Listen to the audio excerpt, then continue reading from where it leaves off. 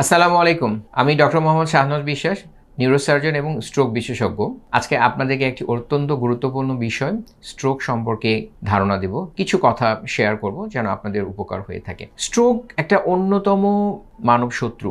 মানুষের জন্য একটি অন্যতম শত্রু বলা যায়। কারণ পুরো দুনিয়াতে যতজন মানুষ অসুখের কারণে মরবিডিটি হয়ে থাকে, অন্যের উপর দ্বারস্থ হয়ে থাকে বা আইসিইউয়ে ভর্তি হয়ে থাকে, তার ১ নাম্বার কারণই হচ্ছে স্ট্রোক। এজন্য স্ট্রোক সম্পর্কে জানতে হবে শুধু ডক্টরদের না, আমাদের পেশেন্ট এবং আমাদের আপামর জনগণকে জানতে হবে। তাহলে আমরা স্ট্রোককে প্রতিহত করতে পারবো, প্রতিরোধ করতে পারবো। স্ট্রোক ৫ রকম হয়ে থাকে। আমি ২ রকম স্ট্রোক সম্পর্কে একটু ধারণা দেব। একটা স্ট্রোক হয়ে থাকে রক্তনালী ছিঁড়ে গিয়ে বা বন্ধ হয়ে। আমরা বলি ইসকেমিক স্ট্রোক অথবা হেমোরেজিক স্ট্রোক। ১০০ জনের মধ্যে ৮৫ ভাগ রোগীরই এই রক্তনালী বন্ধ হয়ে স্ট্রোকটা হয়ে থাকে। এবার যখনই স্ট্রোক হয়ে থাকে তখন একটা পেশেন্টের কি কি সমস্যা হতে পারে, এই জিনিসগুলো জানা, এই সিমটমগুলো জানা খুব ইম্পর্টেন্ট। অনেক রকম সিমটম হতে পারে, যেমন তার হঠাৎ করে তার কথা বলা বন্ধ হয়ে যেতে পারে বা কথা বলে অসুবিধা হতে পারে। কোনো একটি হাত অথবা কোনো এক সাইডের হাত পা তার অবশ হয়ে যেতে পারে। চোখে দেখতে সমস্যা হতে পারে। এই সিমটমগুলো যখনই থাকবে তখনই ধারণা করতে হবে যে পেশেন্টটার হয়তো স্ট্রোক হচ্ছে এবং সাথে সাথে তার চিকিৎসা গ্রহণ করতে হবে।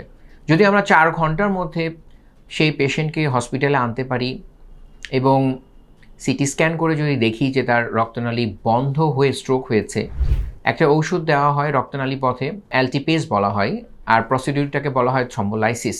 যদি এটা করা হয় তাহলে দেখা যায় পেশেন্টটার যে রক্তের দলা দিয়ে রক্তনালী বন্ধ হয়েছে সেটা ছুটে গেলেই রোগীটা আবার এই স্ট্রোকের সিমটম থেকে সে উদ্ধার পেতে পারে, নর্মাল চলে আসতে পারে। আর যদি ৪ ঘন্টার মধ্যে না আসে, দেখা গিয়েছে উনি ৬ ঘন্টার মধ্যে এসেছেন, অনেক সময় বলা হয় ১৬ ঘন্টার মধ্যে উনি এসেছেন, এবং সেক্ষেত্রে আমরা দেখলাম, সিটি স্ক্যান করলাম, কোনো রক্তপাত নাই কিন্তু তার স্ট্রোকের সিমটম আছে, তখন আমরা এনজিওগ্রাম করি। এনজিওগ্রাম করে যদি দেখি যে কোনো রক্তনালী রক্তের দলাতে বন্ধ আছে, তখন সেটাকে টেনে বের করা হয়। এই প্রসিডিউরটাকে বলা হয় মেকানিক্যাল থ্রম্বেক্টমি। এই থ্রম্বোলাইসিস বা মেকানিক্যাল থ্রম্বেক্টমি, এই দুটো জিনিসই আমাদের সবাইকে জানতে হবে। আমাদের ডক্টর সমাজকে জানতে হবে, রোগীদেরকে জানতে হবে এবং আমাদের আপামর জনগণকে জানতে হবে। কারণ এই সময়ের মধ্যে যদি আমি ট্রিটমেন্ট দিতে পারি তাহলে একটা রোগী একেবারেই স্বাভাবিক, আর যদি ট্রিটমেন্ট দিতে না পারি তাহলে তিনি আজীবনের জন্য উনি পক্ষাঘাতগ্রস্ত হয়ে গেলেন, অন্যের উপর দ্বারস্থ হয়ে গেলেন। আর একটি স্ট্রোক হয়ে থাকে, সেটা বলা হয় সাবঅ্যারাকনয়েড হেমোরেজ।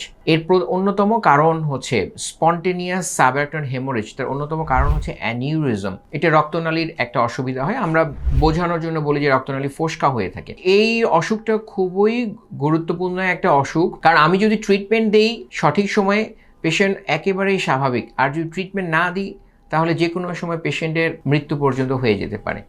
এখন অ্যানিউরিজমের ট্রিটমেন্ট কিন্তু অপারেশন করেও করা যায়, অপারেশন বিহীনভাবে করা যায়। তো আমরা দুটোই করে থাকি। অপারেশন বিহীনটাকে আমরা বলি ইন্টারভেনশন, আর অপারেশন করে যেটা করা হয় সেটা মাইক্রো সার্জারি বলা হয়। দুটোই খুব ভালো।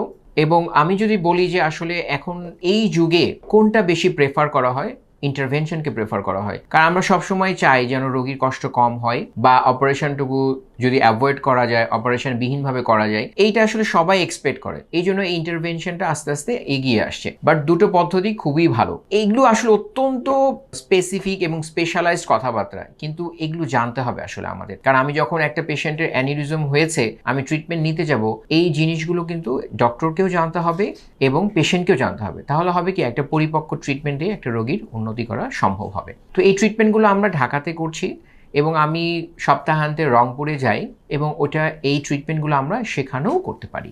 মাইক্রো সার্জারি হোক অথবা এই ইন্টারভেনশনের মাধ্যমে যে অ্যানিউরিজম ট্রিটমেন্ট করা, দুটো জায়গাতেই করা সম্ভব।